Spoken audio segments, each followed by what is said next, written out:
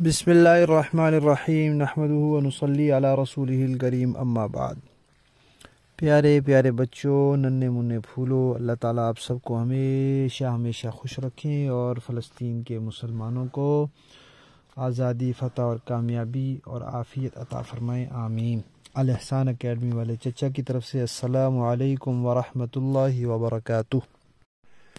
آج ہماری کہانی کا عنوان ہے نبیوں کی وراثت۔ پیارے بچوں، اللہ تعالیٰ نے نبی پاک صلی اللہ علیہ وسلم کو کافروں کے ساتھ لڑائی اور جہاد میں فتوحات عطا فرمائیں کہ مسلمان کامیاب ہو گئے اور کافر ناکام ہو گئے۔ تو عرب میں ایک علاقہ ہے جسے خیبر کہتے ہیں۔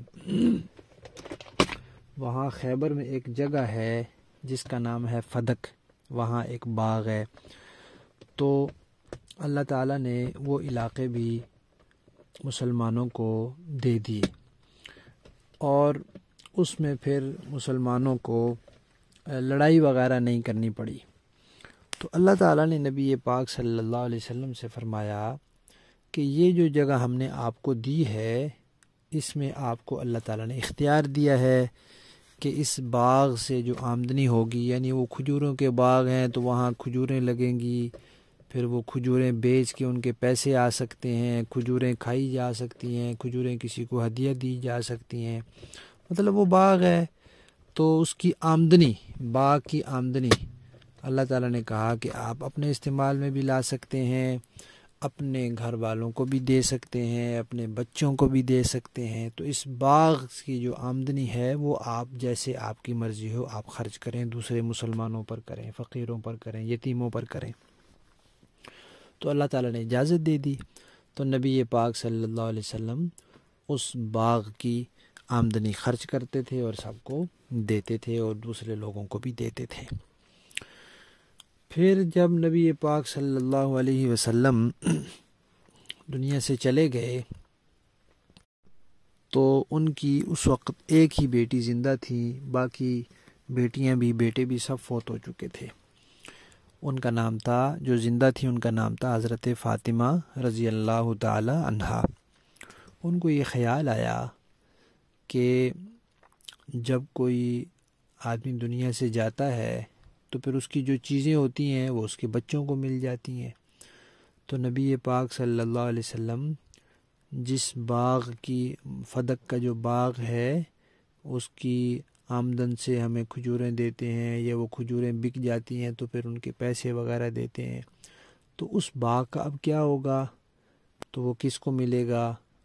اگر وہ ہمارا حق ہے تو پھر ہمیں ملنا چاہیے۔ تو انہوں نے مسلمانوں کے اس وقت کے خلیفہ حضرت ابو بکر رضی اللہ تعالیٰ عنہ کو پیغام بھیجا کہ وہ باغ فدق کے بارے میں ذرا بتا دیں۔ تو حضرت صدیق اکبر رضی اللہ تعالیٰ عنہ نے حضرت فاطمہ رضی اللہ تعالیٰ عنہ کو بتایا کہ نبی پاک صلی اللہ علیہ وسلم نے فرمایا تھا کہ اللہ تعالیٰ نے نبیوں کے لیے مال میں وراثت جاری نہیں کی۔ اگر نبی کے پاس کچھ مال ہو اور نبی دنیا سے چلے جائیں تو وہ صدقہ ہو جاتا ہے، اس میں ان کی وراثت نہیں چلتی۔ اس لیے کہ اگر نبی کے مال میں وراثت چلے تو پھر ہو سکتا ہے لوگ یہ کہیں کہ یہ جو اس نے نبوت کا دعویٰ کیا تھا نا، یہ مال جمع کرنے کے لیے کیا تھا تاکہ میں مال اکٹھا کروں اور میرے بعد پھر میرے بچوں کے مزے ہی مزے ہوں۔ تو اس لیے اللہ تعالیٰ نے یہ سلسلہ ختم کر دیا اور کہا کہ کوئی بھی نبی اپنے پیچھے مال کی وراثت نہیں چھوڑے گا، سونا ہو، چاندی ہو، زمین ہو، باغ ہو، گھر ہو، کچھ بھی چیز ہو، جس کا نبی مالک ہوگا، اگر نبی فوت ہو جائیں تو وہ چیز صدقہ ہو جائے گی۔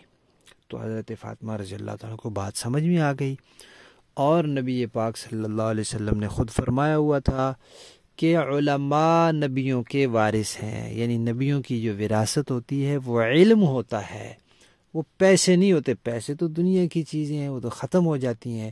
نبی کی تو شان اونچی ہے، اس لیے اونچی اور اعلیٰ چیز نبی کی وراثت ہوتی ہے۔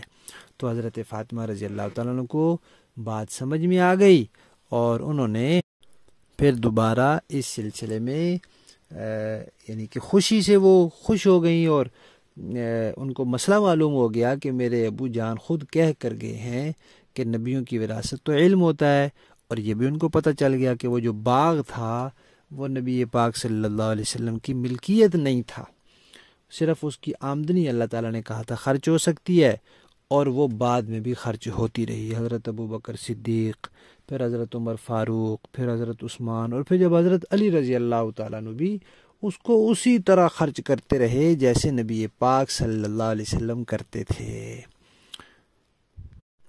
تو پیارے بچوں، یہ مال، یہ پیسہ، یہ جائیدادیں، یہ باغات، یہ دنیا کی فانی چیزیں ہیں، یہ نبیوں کی شان ہی نہیں ہے کہ یہ نبیوں کی وراثت ہو، اور نبیوں کی اولادیں، انبیاء کی اولادیں، ان کی بھی شان نہیں ہے کہ یہ چیزیں وہ وراثت میں لیں۔ وہ تو وراثت میں علم لیتے ہیں، نبی کے اخلاق لیتے ہیں۔ چلو جی، ہماری کہانی ختم۔ یہ ہوئی نبیوں کی وراثت۔ کیا چیز؟ علم نبیوں کی وراثت ہے۔ پیسے نبیوں کی وراثت نہیں ہوتے، مال نبیوں کی وراثت نہیں ہوتے۔